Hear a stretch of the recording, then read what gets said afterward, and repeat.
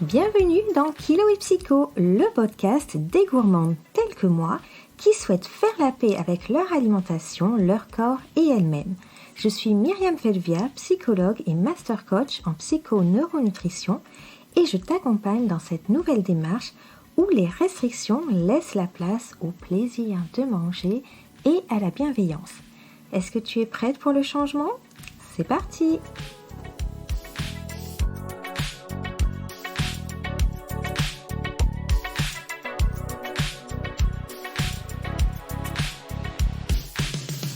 Hello les gourmandes, bienvenue à vous dans ce nouvel épisode où nous allons parler d'alimentation émotionnelle.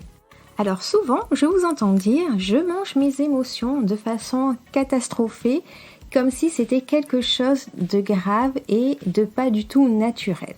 Alors qu'en fait, c'est tout le contraire. Tous les êtres humains, qu'ils soient en surpoids ou pas, ont une alimentation émotionnelle tout simplement parce que la nourriture a également une fonction psychologique.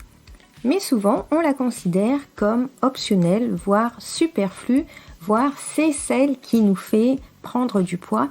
Et il faut à tout prix l'éviter, voire la réguler en introduisant par exemple des cheat meals, ces repas de triche qui sont censés vous apporter le plaisir dont vous avez besoin à des moments programmés et conditionnés.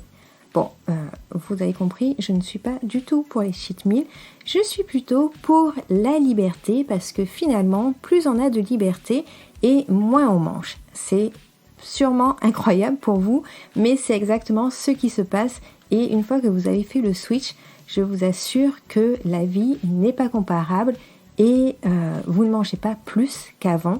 Vous mangez juste ce dont vous avez besoin et vos besoins ne sont pas énormes. Mais revenons à l'alimentation émotionnelle. L'alimentation émotionnelle, c'est avoir une émotion, positive ou négative. Souvent, on a l'impression que ce sont que les émotions négatives qui nous amènent à manger. Or, l'émotion positive aussi est un bon facteur pour pouvoir déguster. Si vous faites un apéro entre amis, vous mangez avec plaisir. Si vous êtes à un mariage par exemple ou à une fête de famille, vous mangez aussi avec plaisir. Donc tout est normal. Et en fait, c'est souvent sur les émotions négatives que ça va nous poser problème finalement. Mais je vous disais tout à l'heure que c'était un comportement tout à fait normal. En effet, un mangeur classique qui a une envie de chocolat par exemple, va aller prendre son chocolat, va manger 1 ou 2 carrés, va se sentir beaucoup plus apaisé, satisfait, va s'arrêter naturellement, sans effort, sera très content d'avoir dégusté son chocolat. Il va le ranger et va passer à autre chose, donc continuer ses activités de la journée.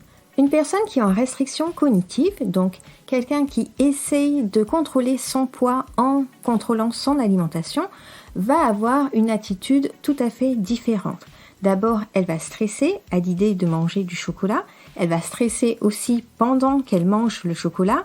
Souvent, on va manger rapidement, un peu comme si en mangeant rapidement, ça n'existe pas vraiment et on se débarrasse rapidement du problème. On va culpabiliser. On va devoir faire des efforts pour s'arrêter et puis une fois qu'on aura mangé, on va ressasser pendant un bon moment, plusieurs heures, voire plusieurs jours, le fait d'avoir mangé, d'avoir craqué et on sera plutôt dans une attitude d'auto-harcèlement où on va se dire que franchement, on ne peut pas se faire confiance, que c'est toujours la même chose, qu'on ne peut pas compter sur nous-mêmes. Et forcément, l'impact qu'il y a, c'est une baisse d'estime de soi puisque on ne peut pas à la fois se faire du mal et à la fois s'aimer. Si c'est ce qui se passe pour vous actuellement, j'aimerais que vous preniez conscience qu'en fait, le problème, ce n'est pas la nourriture, ce n'est pas le fait de manger puisque vous voyez bien que chez un mangeur qui n'a pas de restriction, il n'y a pas de souci. On mange, on passe à autre chose et tout va bien. Pour un mangeur qui est en restriction, ça va être beaucoup plus difficile de trouver le rassasiement. Le rassasiement, c'est « je n'ai plus envie de cet aliment, je n'ai plus envie de manger ». Et quand on est en restriction, on est plutôt dans un phénomène inverse qui est c'est la dernière fois que j'en mange parce que je sais que je ne peux pas me contrôler. Donc je vais créer un peu cet effet de manque, cette peur du manque qui va me pousser à manger davantage que mes besoins. Alors c'est une peur tout à fait inconsciente, vous ne vous dites pas « Ouh là là, j'ai peur, il faut que je mange », mais votre cerveau a bien compris que s'il y a pénurie, forcément il faut faire des réserves. Et spontanément, c'est ce qu'il va faire. Et c'est donc l'une des raisons qui vont créer les compulsions alimentaires. Pour un mangeur normal, au contraire, le rassasiement va venir plus rapidement, puisque en fait, les aliments qui sont les plus riches sont également les plus rassasiants, donc on peut s'arrêter naturellement sans se prendre la tête finalement. Si actuellement tu ressens ton alimentation émotionnelle comme un fardeau plutôt qu'un plaisir serein qui t'amène à l'apaisement, la première chose que tu devras faire, bien sûr, c'est, comme souvent, faire la paix avec l'alimentation et ensuite aller observer, puisque, comme je te le dis souvent, c'est à la source qu'il faut regarder et pas supprimer des aliments. Donc, aller regarder quelles sont les situations qui te stressent, qui t'ennuient et apprendre à gérer tes émotions d'une manière différente. C'est-à-dire que tu ne vas plus devoir subir tes émotions, mais bien les accueillir, les laisser vivre. Car finalement, une émotion, ça n'est pas fait pour durer.